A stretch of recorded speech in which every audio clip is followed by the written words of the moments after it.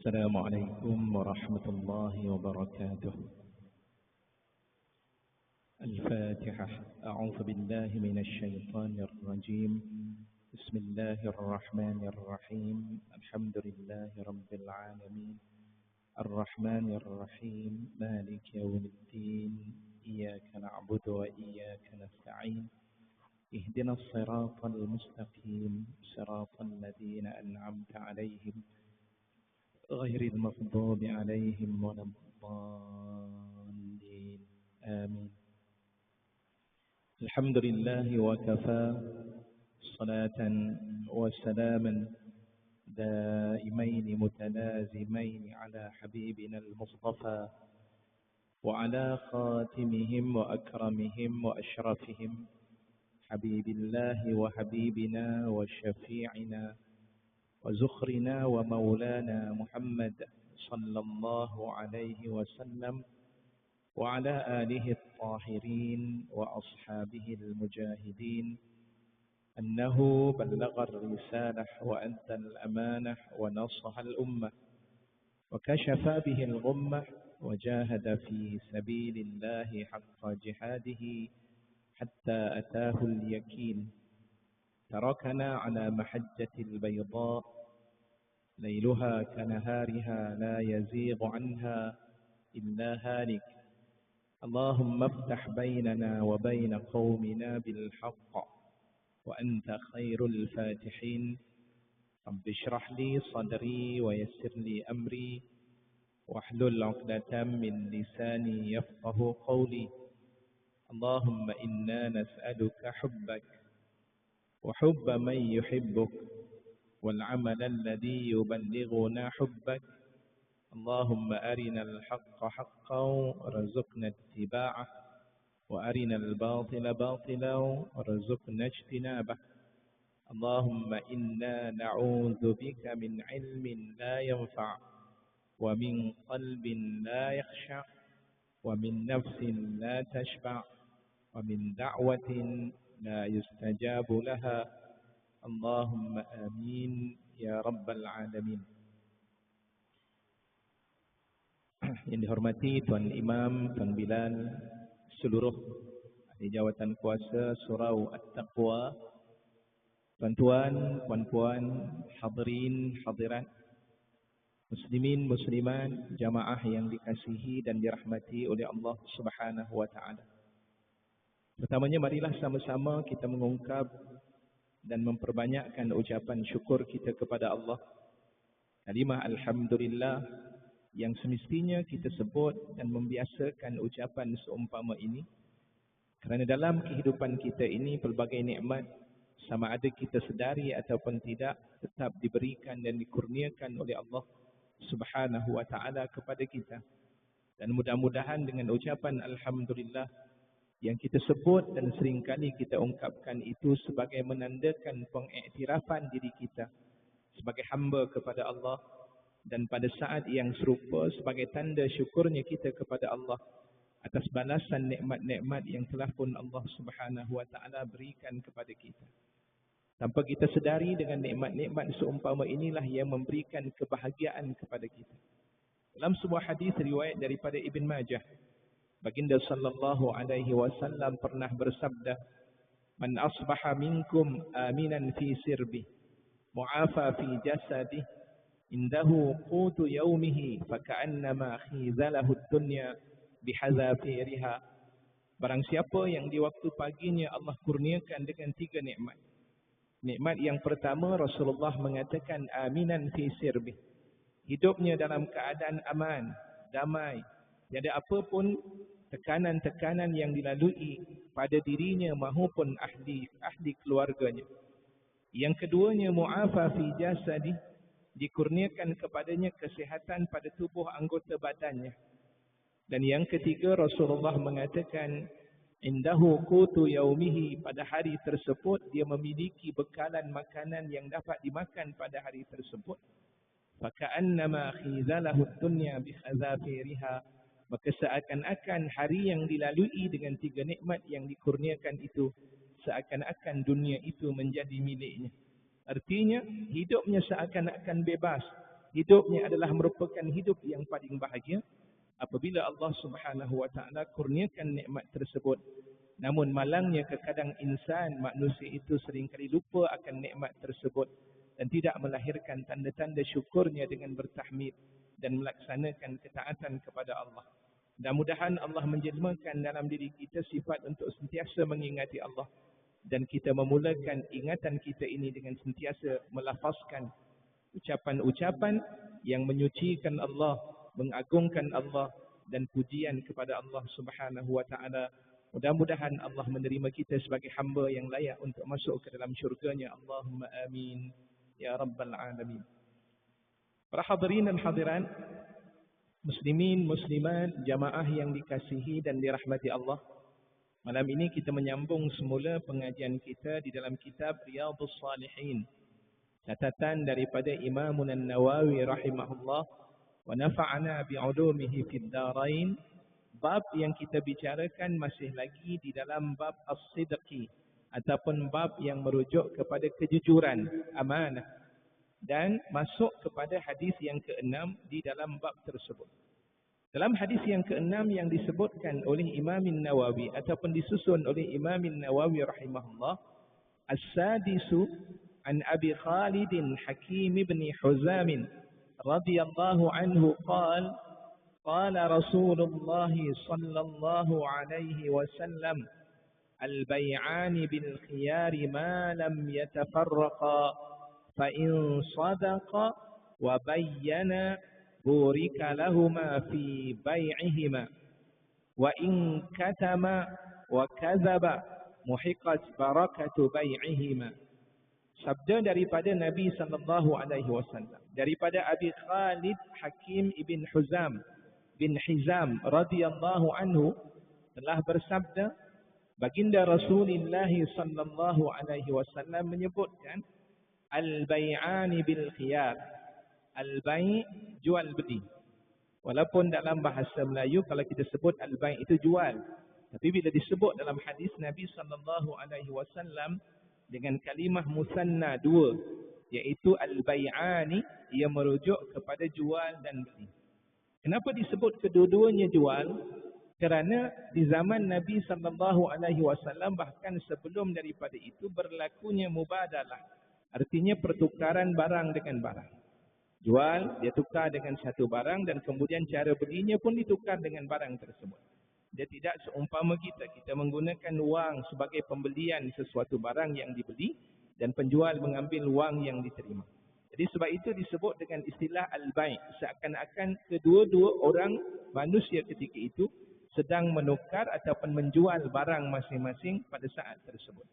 Jadi Rasulullah sallallahu alaihi wasallam menyatakan penjual dan pembeli bil khiyar, diberikan pilihan, diberikan khiyar ketika berlakunya jual dan beli. Pembeli ketika nak membeli ketika itu dia diberikan pilihan. Sama ada nak meneruskan pembelian ketika itu ataupun untuk memfasahkan, artinya membatalkan akan pembelian tersebut. Maaf, saya tak jadi nak beli. Dah tengok dah, boleh tak tunjukkan kepada saya barang tersebut?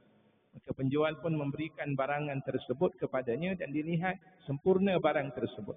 Tapi ada beberapa item ataupun ada beberapa perkara yang masih lagi belum memenuhi keinginan dan kemahuannya ketika itu.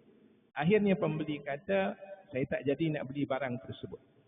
Saat ketika ia mengatakan demikian, apakah dia diberikan pilihan ataupun secara ilzam, artinya wajib ketika itu, telah ditunjukkan oleh penjual pada saat tersebut, pembeli tidak ada pilihan. Jawapannya pembeli diberikan pilihan selagi mana ia berada di dalam sesuatu majlis. Ini yang disebutkan oleh Nabi sallallahu alaihi wasallam, ma lam yatafarraqa, selagi mana kedua-duanya tidak lagi berpisah. Dalam kitab Fiqhul Manhaji, kita akan baca khiyar di dalam Islam ketika berjual beli. Pilihan dalam berjual beli itu ada tiga bahagian, ada tiga perkara. Yang pertama disebut sebagai khiyarul majlis. Yang kedua disebut dengan nama khiyarul syarat. Dan yang ketiga disebut sebagai khiyarul aib. Khiyar majlis, pilihan yang diberikan kepada penjual dan pembeli untuk meneruskan jualan ataupun belian tersebut. Dengan syarat ketika itu dia berada dalam majlis yang sama. Apa maksud majlis? Tempat pertemuan ketika itu. Kalau dia berada di dalam kedai tersebut, maka penjual ketika itu tengok pada saat tersebut dia nak jual barang tersebut, maka masih lagi diberikan keizinan, dan begitu juga pembeli nak meneruskan belian masih lagi dibenarkan. Selagi mana ia tidak berpisah daripada tempat pembelian tersebut. Keluar sahaja daripada kedai, khiyar ketika itu sudah lagi tidak berlaku. Kenapa? Sebab dia telah pun berpisah. Ataupun pada saat yang serupa, hadirin yang dikasihi dan dirahmati oleh Allah, katakan dia berada dalam sebuah kedai gedung yang besar di pasaraya sebagai contohnya. Tingkat satu ada tempat cashier untuk membeli. Kemudian di bawah ada lagi cashier yang lain pada kedai yang sama.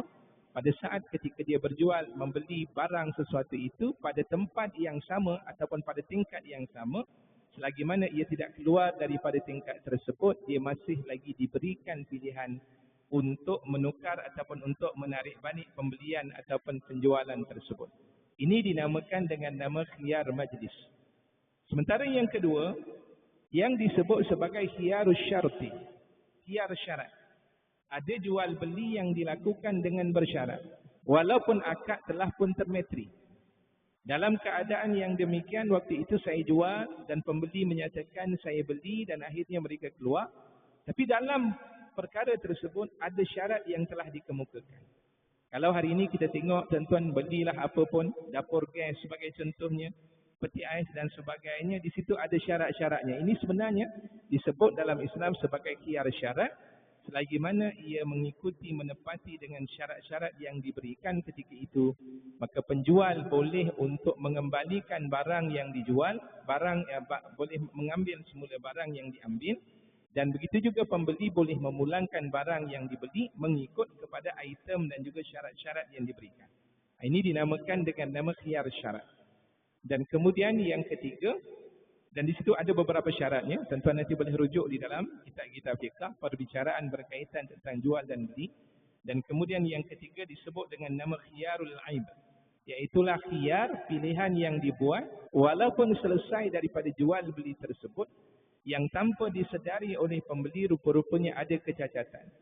Beli, kalau zaman Nabi SAW, ramai di kalangan penjual dia menjual buah-buahan yang elok diletakkan di atas, sementara yang rosak itu diletakkan di bawah. Bila penjual kata tolong beri, jualkan kepada saya ataupun saya nak beli sekilo ataupun kiloin, 2 kilo sebagai contohnya, maka penjual pun mengambillah buah tersebut. Pembeli tak sedar, rupanya buah yang berada di bawah sama ada telah pun busuk ataupun masih lagi muda. Yang penting timbangannya 2 kilo. Balik di rumah pembeli tengok, kenapa hanya 2-3 biji saja yang elok? Beli 2 kilo. Selebihnya itu berada dalam keadaan rosak. Pembeli diberikan hak untuk kembali semula bertemu dengan penjual disebabkan dia tidak tahu yang barang yang dijual itu ada kerosakan yang berlaku. Tetapi kalau sekiranya penjual mengatakan kepada pembeli, ni saya jual kepada kamu, sebenarnya berat 2 kilo. Tapi di dalam tu ada beberapa buah yang rosak. Yang rosak ni buatlah. Ataupun contoh jual durian. Ada beberapa buah yang rosak, dia boleh digunakan untuk dibuat tempoyak dan sebagainya. Jadi saat ketika itu penjual kata, bawah ni ada beberapa buah yang rosak. Kamu setuju ke saya nak jual barang ni? Pembeli kata, saya bersetuju dengan belian tersebut. Maka pada saat ketika itu dia tidak ada pilihan untuk memulangkan semula buah tersebut. Kenapa? Kerana pembeli tahu akan kekurangan barang yang dijual ketika itu. Jadi khiyar aib ini berlaku kepada siapa? Khiyar aib ini berlaku kepada pembeli dalam saat pembeli tidak tahu ada kekurangan pada barang yang dibeli. Maka dia boleh untuk merujuk dan kembali semula kepada penjual untuk memulangkannya disebabkan kecacatan yang ada pada barang yang dijual ketika itu.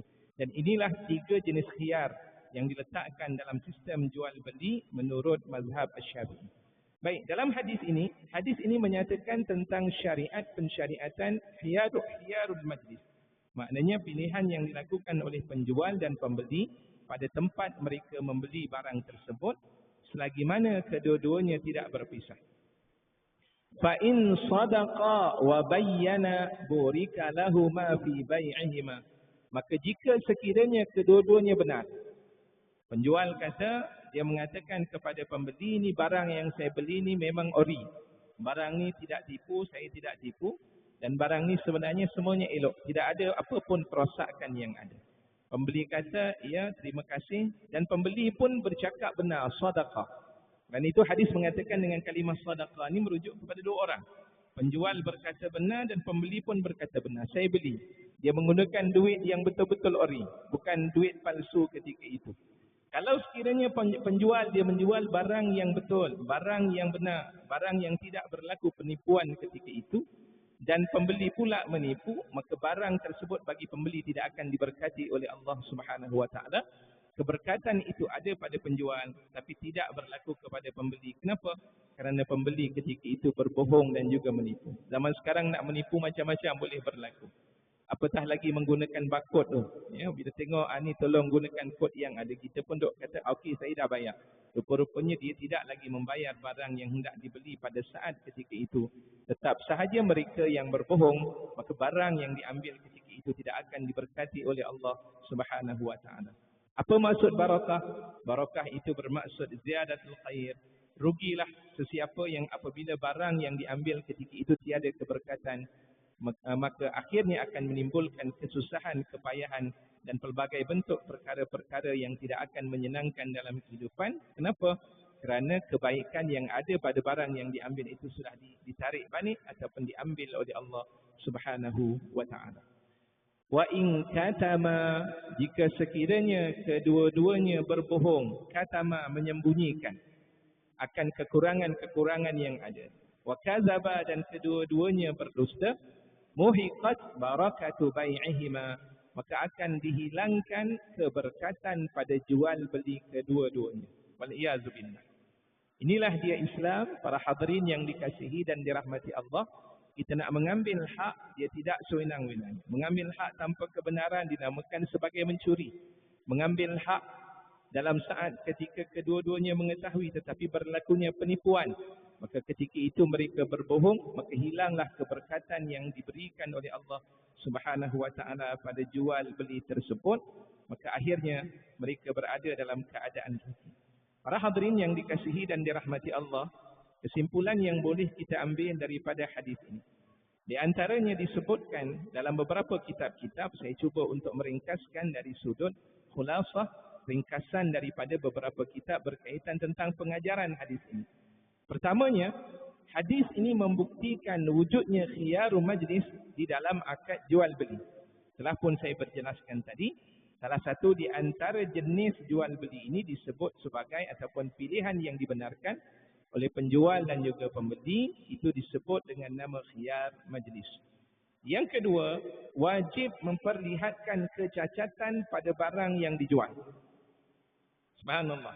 Tidak menipu. Orang yang tidak berbohong sama ada dalam apa juga keadaan, apatah lagi dalam bab jual beli ini, maka hukumnya adalah wajib, dan jika berbohong dia berdosa, akan dikenakan hukuman oleh Allah Subhanahu wa taala. Lebih daripada itu, rahmat Allah Subhanahu wa taala tidak akan diterima. Dan ada dalam sebuah hadis Nabi sallallahu alaihi wasallam, Rasulullah bersabda, rahimallahu mra'an, sesungguhnya Allah merahmati akan diri seseorang itu, samhan idza ba'a, dia bersifat samhan, toleransi, bertolak ansur ketika menjual, dan juga samhan idza ishtara, begitulah juga di saat ketika dia membeli, dia ada sifat toleransi ataupun sifat timbang rasa yang ada pada dirinya. Penjual ataupun pembeli melihat betapa susahnya penjual ketika itu, akhirnya pembeli kata, tak apalah, lebihan daripada duit ini tuan ambillah sebagai sedekah daripada saya. Kerana melihat payahnya dia menjual, barang masih lagi banyak. Hari ini kalau kita tengok pasar malam mula menjadi tak ramai dah seperti mana dahulu. Bila dikaji sekarang, sebab apa? Tuan-tuan, kita baca juga tentang statement-statement tersebut. Bila kaji sebab sekarang ni banyak beg kuning. Tuan-tuan fahamlah beg kuning tu di mana. Duduk kat rumah tekan aja. TikTok ada beg kuning. Sila masuk. Tuan-tuan nak tahu berapa nilainya, sila tekan beg kuning yang berada di bawah ini. Contoh.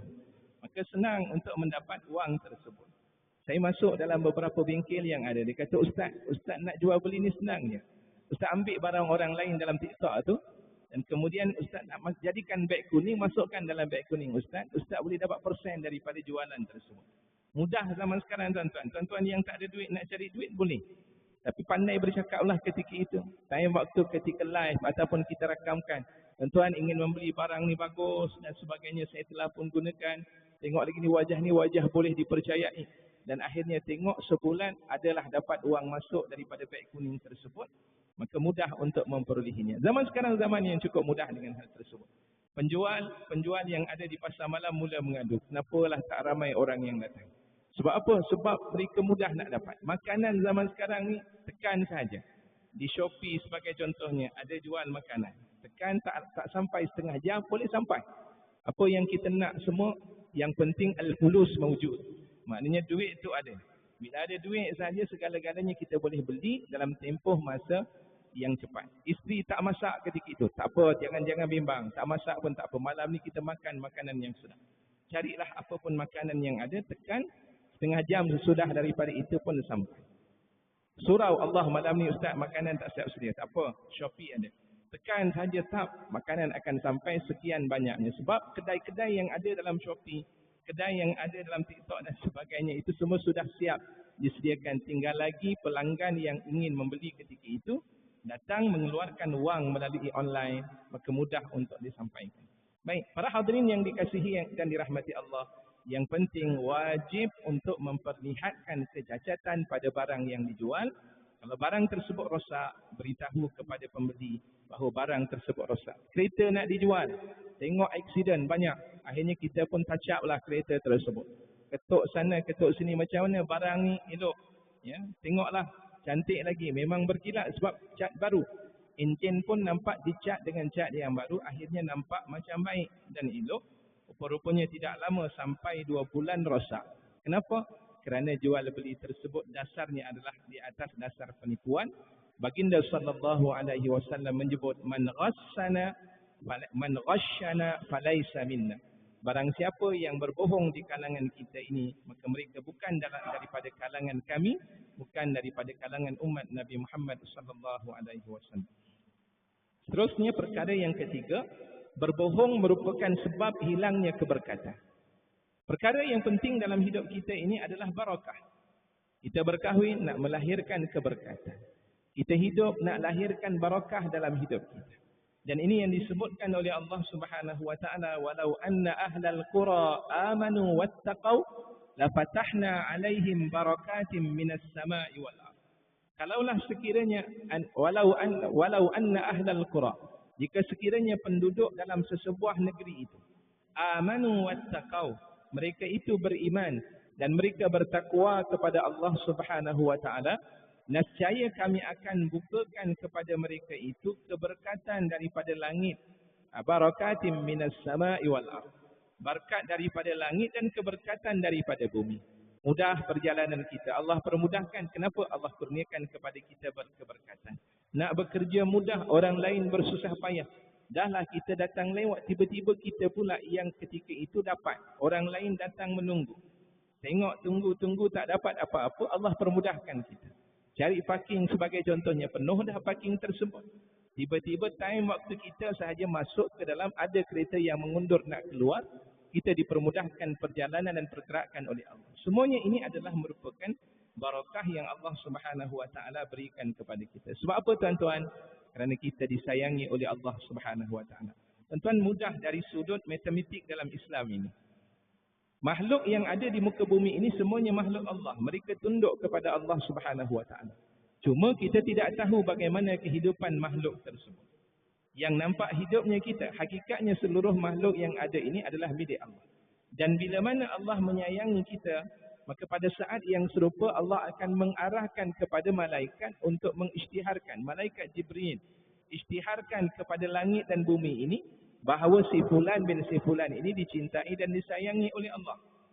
Lantas ketika itu malaikat Jibril alaihissalam pergi ke langit. Ya ahlas sama, innallaha yuhibbu fulanan fa'ahibbuh. Wahai penghuni-penghuni yang berada di langit, sesungguhnya Allah sayang kepada si fulan. Maka sayangilah dia. Doa daripada para malaikatullah yang berada di langit akan terus mencurah-curah mendoakan si fulan yang disayangi oleh Allah Subhanahu wa taala. Bagaimana pula dalam kehidupan di bumi dengan makhluk-makhluk yang ada? Lantas ketika itu disebutkan dalam hadis tersebut, fayudha'u lahul qabul, ya. Lantas ketika itu ditunjukkan tanda-tanda penerimaan hamba tersebut oleh makhluk yang berada di bumi, kerana hamba itu telah pun disayangi dan dicintai oleh Allah. Allah permudahkan segala-galanya, itu adalah merupakan satu keberkatan yang diberikan oleh Allah Subhanahu wa taala kepada mereka. Yang keempat, bersifat benar dalam perniagaan merupakan satu tuntutan yang tinggi di dalam Islam. Tidak mungkin dapat bersabar melainkan mereka yang memiliki iman yang teguh. Itulah sumber keberkatan dan juga kesuburan. Bab jual beli, tengok katakan barang tersebut dah dibeli dengan harga yang mahal. Kita jual sepatutnya harga itu barang yang rosak, tapi berjaya mendapatkan wang yang banyak. Itu bukan mudah nak memberitahu. Sebenarnya barang ni barang yang dah lusuh, barang yang dah rosak. Ya, saya tacak balik, saya elokkan balik dan saya jual dengan harga sekian-sekian. Nak bercakap demikian itu bukanlah satu perkara yang mudah untuk diberitahu kepada seseorang. Ya, contohnya katakan zaman sekarang kalau tuan-tuan tengok di TikTok sebagai contohnya jual laptop ataupun jual handphone dan sebagainya, nampak baru. Rupanya apa yang disebut sebagai refurbish, yang disebut sebagai ditukar semula. Dalam itu telah pun ditukar dengan barang yang lain, dikilatkan semula dan sebagainya. Dan akhirnya pihak penjual mengatakan barang ni barang yang belum lagi digunakan dan baru. Terlupa dengan perkataan penipuan yang dilakukan itu menghilangkan keberkatan daripada barang yang hendak dijual. Dan dalam hal ini, kata di antara pengajaran yang dapat kita ambil, bahawa sesungguhnya sifat seumpama ini adalah sifat yang terpuji, yang menandakan kesabaran yang ditunjukkan oleh seorang peniaga ketika menjual barang tersebut. Orang yang bersabar pasti akan ada berita gembira yang akan disediakan oleh Allah. Wa basyiris sabirin, bergembiralah bagi orang-orang yang hidupnya sentiasa bersabar dengan dugaan-dugaan daripada Allah Subhanahu wa taala. Yang kelima, apa yang ada di sisi Allah tidak mungkin dapat diperolehi melainkan melalui amal-amal yang soleh. Berniaga ni boleh jadi amal soleh kan? Tuan-tuan para hadirin yang dikasihi dan dirahmati Allah, seluruh kehidupan yang ada dalam hidup kita ini boleh menjadi amal yang soleh. Dengan erti kata yang lain, tidak ada sesuatu perkara yang kita lakukan itu tidak dinamakan sebagai ibadah. Tuan-tuan berjalan tadi daripada rumah nak menuju ke surau, ibadah. Tuan-tuan duduk di masjid, ibadah. Nanti selepas daripada solat, kita makan dan minum, ibadah. Waktu tidur juga dianggap sebagai ibadah. Dengan catatan ataupun dengan syarat dua perkara yang mesti dilakukan. Perkara yang pertama, dia ada niat. Aku lakukan demikian kerana Allah. Tidak ada sebab yang lain. Kenapa datang masjid? Saya datang masjid ni kerana tuntutan dalam Islam dan di sana adanya galakkan terhadap orang-orang yang beriman, khususnya daripada kalangan rijal, daripada kalangan lelaki ini untuk menuju ke rumah Allah Subhanahu wa taala. Kita pun pergi atas tuntutan tersebut dengan kehendak daripada Allah Subhanahu wa taala. Allah berikan kepada kita pahala.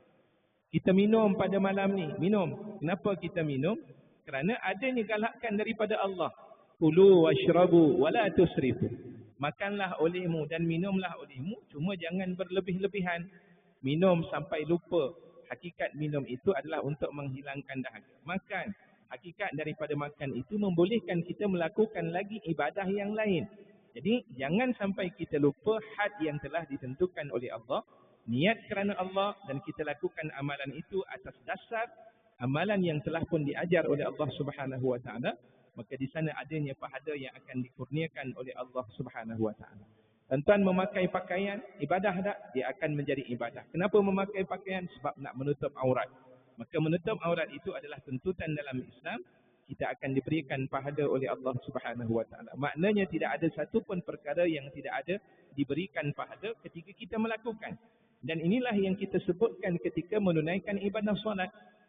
Doaul iftitah ataupun setengah disebut sebagai doaul istiftah. Jadi doa permulaan yang kita mohon itu ada satu ucapan yang kita sebut, inna salati wa nusuki wa mahyaya wa mamati lillahi rabbil alamin. Sesungguhnya salatku, hidupku, ibadahku, hidupku dan matiku ini lillah, adalah semata-mata kerana Allah. Itulah merupakan aku janji yang telah kita letakkan kepada Allah Subhanahu wa taala, dan di sanalah akan adanya pahala yang Allah berikan. Dan dalam hal ini disebut Tidak mungkin kita akan memperolehi sesuatu itu melainkan apabila kita melakukan amal-amal yang saleh. Amal saleh ini Allah sebut tuan-tuan dalam surah An-Nahl ayat 97. Apa yang Allah katakan? Man 'amila salihan min dzakarin aw untha wa huwa mu'min falanuhyiyannahu hayatan thayyibah wa lanajziyannahum ajrahum bi ahsani ma kanu ya'malun. Barang siapa yang melakukan amal-amal yang saleh, tanpa mengira mereka itu lelaki ataupun perempuan, sedang mereka meyakini dan mengimaninya akan pahala yang Allah berikan ketika itu, fala nuhyiyannahu hayatan thayyibah. Ayat ni bagus. Kalau tuan-tuan melihat dalam tafsiran para ulama, memang ada perbahasan dan perbincangan di kalangan para ulama dengan perbezaan pendapat masing-masing. Sebahagian daripada ulama tafsir mengatakan fala nuhyiyannahu hayatan thayyibah, maka kami akan berikan kepadanya kehidupan yang baik, itu iaitulah kehidupan sesudah kematian. Itu sebahagian daripada ulama tafsir. Tetapi kalau tuan-tuan merujuk salah seorang ulama tafsir yang cukup terkenal, iaitulah Al-Imam Ibn Katsir. Dalam kitab At-Tafsir Al-Quranil Azim itu, kita akan dapati pandangan yang dikemukakan oleh beliau. Beliau mengatakan fala nuhyiyannahu hayatan thayyibah. Itu adalah merupakan kehidupan yang baik Allah sediakan semasa hidup mereka di dunia. Syaratnya apa dia? Lakukan amal-amal yang saleh. Kita dok bersungguh-sungguhlah belajar dengan catatan saya mengambil bidang tersebut, nanti ketika tamat daripada pengajian tersebut saya dapat kerja sekian-sekian. Tapi dia berusaha sungguh-sungguh sampai doktor pun keluar daripada dapatan ataupun keluar daripada PhD-nya, nak dapat kerja payah. Tengok-tengok kawan kita yang tak sekolah, sampai peringkat SPM pun gagal, fail dalam peperiksaan SPM. Tengok-tengok dalam usia yang sama, jumpa 50 tahun kemudian, ataupun mungkin 30 tahun kemudian, bertemu, tanya apa kerja? Oh, saya kerja sekian. Bisnes di mana? Overseas. Setiap tempat negara lain, semuanya ada tempat perniagaannya. Latar belakang, saya tak ada kelulusan. Subhanallah, boleh berlaku demikian tak? Jawapannya boleh. Kenapa? Kerana soal pemberian dan agihan rezeki itu bukan datang daripada manusia. Bukan manusia yang menentukan. Si ayah dok menentukan. Anak saya yang pertama, saya nak dia jadi seorang doktor. Anak saya yang kedua, saya nak dia jadi seorang arkitek. Anak saya yang ketiga, saya nak menjadi seorang askar. Semua ada dalam pemikiran kita. Dan akhirnya keseluruhannya itu tidak dapat. Sebab apa? Kerana yang menentukan dari sudut hala tuju kehidupan mereka itu adalah Allah Subhanahu wa ta'ala. Innallaha yabsutur rizqa li ibadihi man yasha wa yaqdiru lah. Sesungguhnya Allah lah yang menghamparkan rezeki itu kepada hamba-hambanya mengikut apa yang Allah kehendaki, dan Allah lah yang mengkadarkan, menetapkan berapa had rezeki yang akan diberikan kepadanya. Allah yang berkuasa.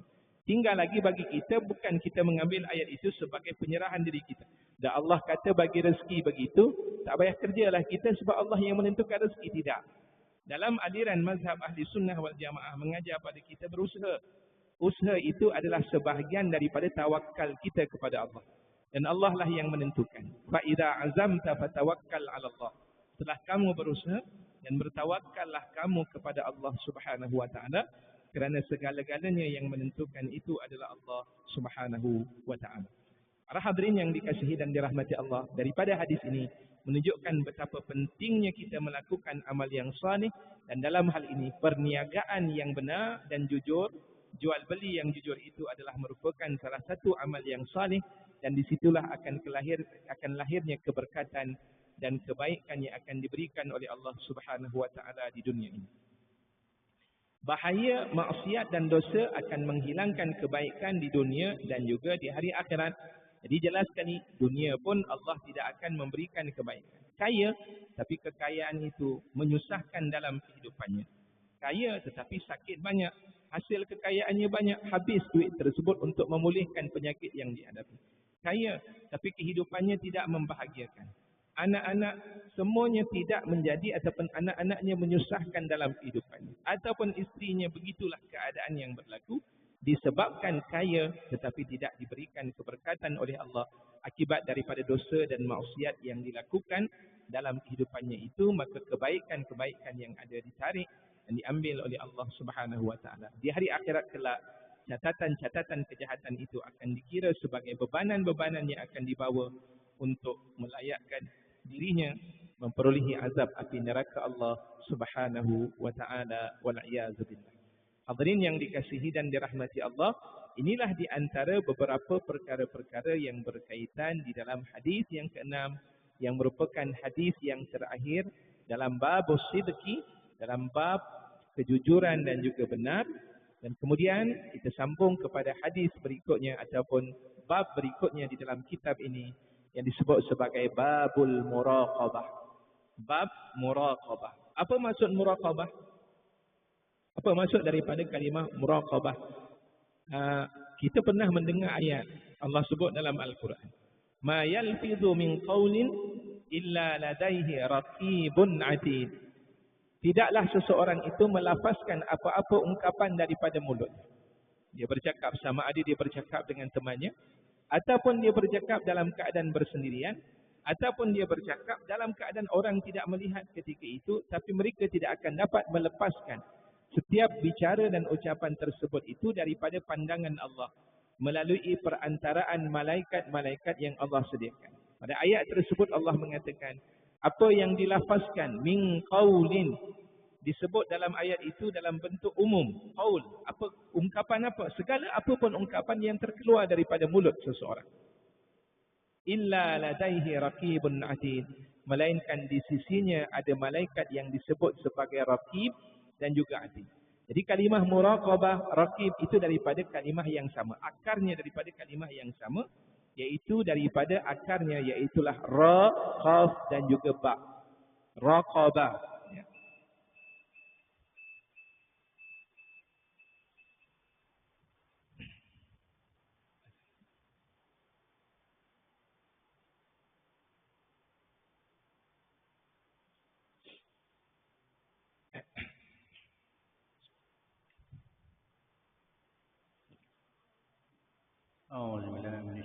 Bismillahirrahmanirrahim. Allahu Akbar, Allahu Akbar, Allahu Akbar,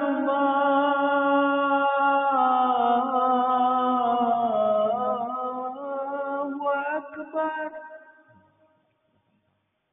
Asyhadu an la ilaha illallah.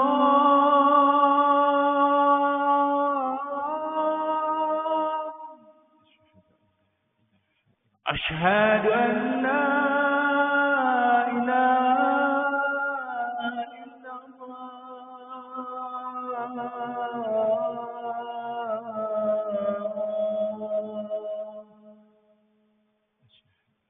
Asyhadu anna Muhammadar Rasulullah.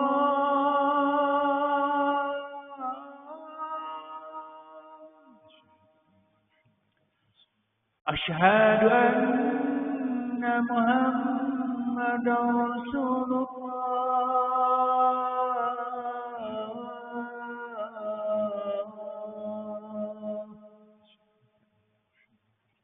Hayya 'alal shalah.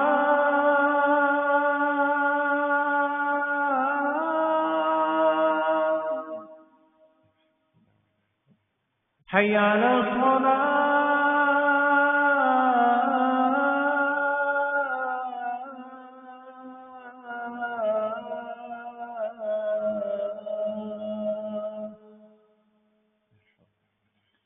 Hayya 'alal falah.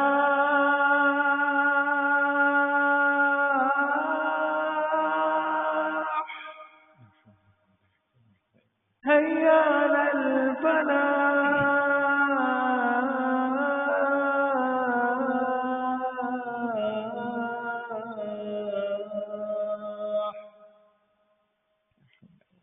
Allahu Akbar, Allahu Akbar. La ilaha illallah.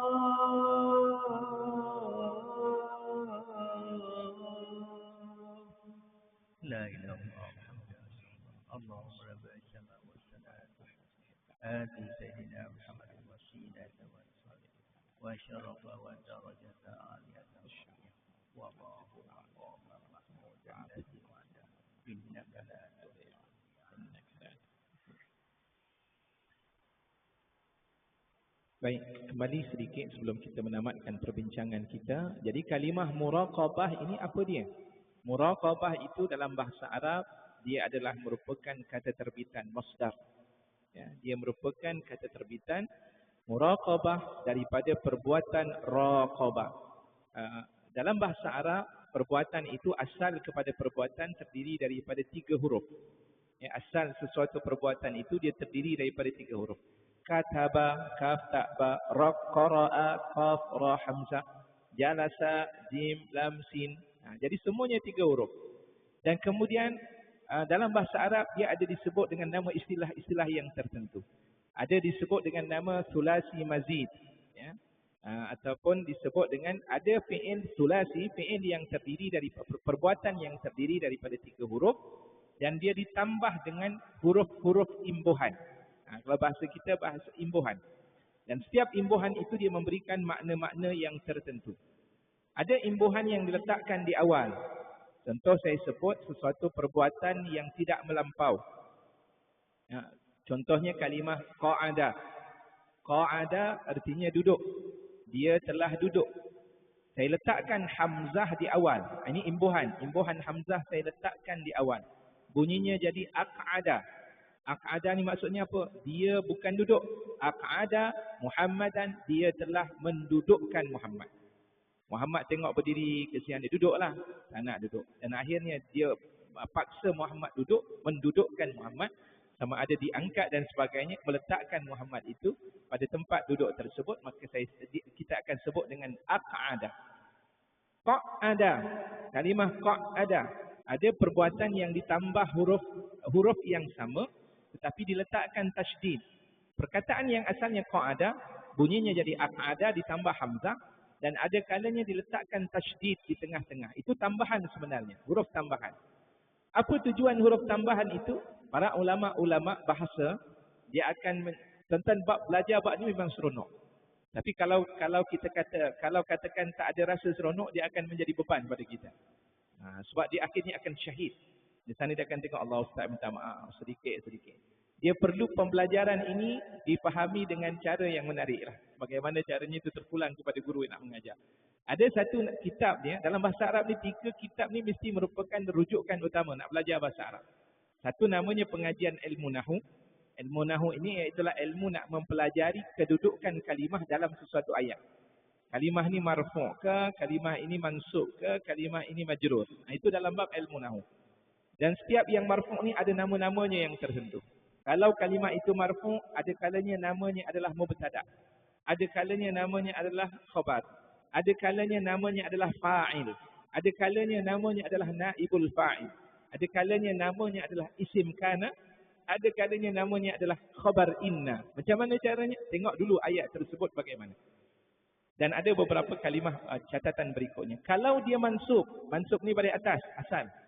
Kalau dia berbaris atas, maka dia ada nama-namanya lagi. Daripada 3 tadi, marfu', mansub dan majrur. Kalau mansub ni apa kedudukannya? Ada nama-nama dia. Ada kalanya namanya itu adalah khabar kana. Tadi isim kana, dia marfu'. Tapi kalau menjadi khabar kana, dia menjadi mansub. Dan ada kalanya namanya adalah isim inna. Dan juga saudara-saudaranya. Ada kalanya namanya adalah al-maf'ul bih, al-maf'ul li ajli, al-maf'ul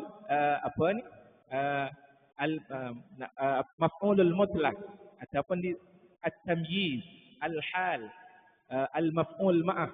Itu nama-nama kalimah-kalimah tersebut dia disebut dengan jenama nama-nama itu.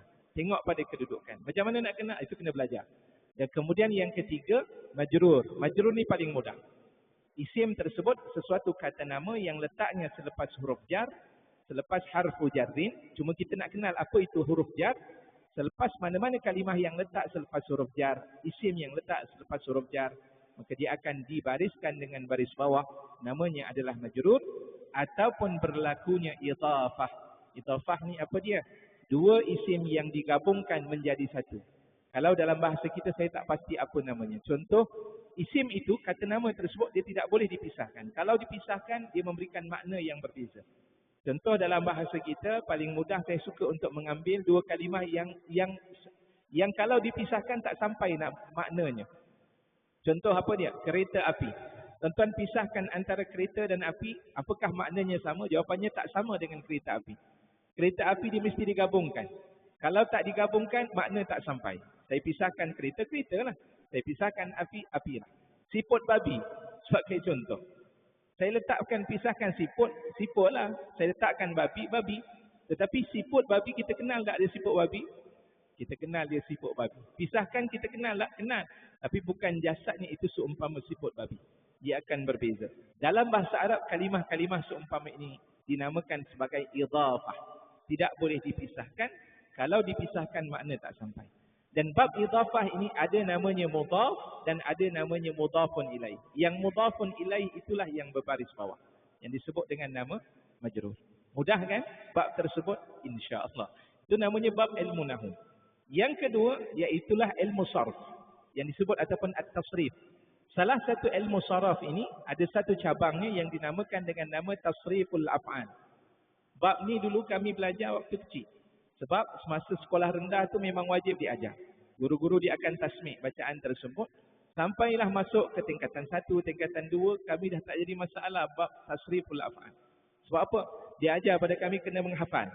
Faham tak faham tu tak penting. Yang penting hafal dia punya kaedah. Contoh perbuatan daripada jalasa tu sampai kepada ana. Jalasa, jalasa, jalasa, jalasa, jalasa, jalasu, jalasat, jalasata, jalasna, jalas apa ni? Jalasta, jalastuma, jalastum, jalasti, jalastuma, jalastunna, jalastu, jalasna. Dan begitulah berikutnya. Qa'ada, qa'ada, qa'adu, qa'adat, qa'adat, qa'adata, qa'adna, qa'atta, qa'atuma, qa'atum, qa'ati, qa'atuma, qa'atunna, qa'atu, qa'adna. Dan berikutlah yang kami hafal. Satu persatu. Nanti guru dia akan tanya, okey, Fatahah sila tasrifkan Fatahah. Mana'a sila tasrifkan Mana'a. Dan begitulah berikutnya. Kemudian naik kepada perbuatan yang ada imbuhan pula. Jadi pada imbuhan itu salah satunya. Kita nak cuba tamatkan bab muraqabah ni, panjang pula cerita tersebut. Jadi bab muraqabah ini tuan-tuan, dia disebut sebagai masdar kata terbitan kerana kalimah muraqabah dia menggunakan wazan. Dalam bahasa Arab kita sebut dengan nama wazan-wazan. Orang kadang-kadang, apa itu wazan Ustaz? Wazan kalau dalam bahasa kita kata formula. Formula dalam kita nak mengenal sesuatu kalimah. Baik, wazan menggunakan muraqabah ini, dia menggunakan wazan mufa'alah. Formula mufa'alatun. Mana-mana perbuatan yang dia gunakan formula fa'ala, contohnya apa dia? Qatala, jalasa, apa lagi? Jahada. Maka segala perbuatan yang menggunakan formula fa'ala tadi, masdarnya dia akan menjadi dua jenis. Sama ada masdarnya menggunakan wazan fi'al ataupun wazan mufa'alatun. Jadi kalimah muraqabah ini diambil daripada perbuatan raqabah. Raqabah daripada asal perbuatannya raqabah. Raqabah artinya mengawas, melihat, meneropong, apa lagi? Segala perkara yang memberikan erti pengawasan. Tapi kalau raqabah, itu mestilah berlaku di antara pelaku dan orang yang terkena kepada perbuatan tersebut. Ada dua jenis berlaku tindak balas. Kedua-duanya ini saling sentiasa mengawas-ngawasi. Allah mengawas perjalanan kita dan kita mestilah mengawas akan Allah Subhanahu Wa Taala. Dengan maksud di sana perlu ada sifat daripada seorang hamba menilai semula apa tindakan yang dilakukan. Bagi Allah, Allah akan melihat kita. Nanti ayat yang insya-Allah kita akan baca nanti pada permulaan topik tersebut. Ada ayat-ayat yang berkaitan tentang hal tersebut. Dan bagi kita bagaimana? Jangan sampai kita kesampingkan muraqabah dengan istilah memuhasabah diri kita untuk menilai sejauh mana kita telah pun melakukan ketaatan kepada Allah dan sejauh mana kita telah melakukan dosa kepada Allah, yang mudah-mudahan kita akan dapat meningkatkan kedudukan kita. Al-Imam Ibn Qudamah Al-Maqdisi dalam kitabnya Mukhtasar Minhajil Qasidin, beliau telah meletakkan 4 ciri utama dalam melahirkan muraqabah yang terbaik. InsyaAllah nanti dalam perbincangan yang akan datang, cuma saya nak sebutkan, kalau terlupa nanti tolong ingatkan semula tentang catatan tersebut. Yang pertama diletakkan oleh Imam Ibn Qudamah Al-Maqdisi. Istilah untuk sampai kepada muraqabah ini, yang pertama mesti ada musyaratah. mim, shin, ra, alif, ta, tak marbutah. Ya, musyaratah itu mesti ada. Dan kemudian yang kedua barulah masuk kepada muraqabah. Yang ketiga masuk kepada muhasabah. Dan kemudian yang keempat dinamakan sebagai muaqabah ataupun mu'atabah. Ya, ataupun muaqabah ataupun disebut dengan nama mu'atabah. Saya ulang. Yang pertama dia bermula dengan musyaratah, diikuti dengan muraqabah, diikuti dengan muhasabah dan diakhiri dengan muaqabah ataupun mu'atabah. Dan insya-Allah penjelasan ini kita akan cuba bicarakan dalam pertemuan-pertemuan yang akan datang biiznillah. Yang baik itu datang daripada Allah Subhanahu wa taala. Al-haqqu mir rabbik fala takunanna minal mumtarin. أقول قولي هذا وأستغفر الله العظيم لي ولكم وبالله التوفيق والهداية والسلام عليكم ورحمة الله وبركاته. أعوذ بالله من الشيطان الرجيم. بسم الله الرحمن الرحيم.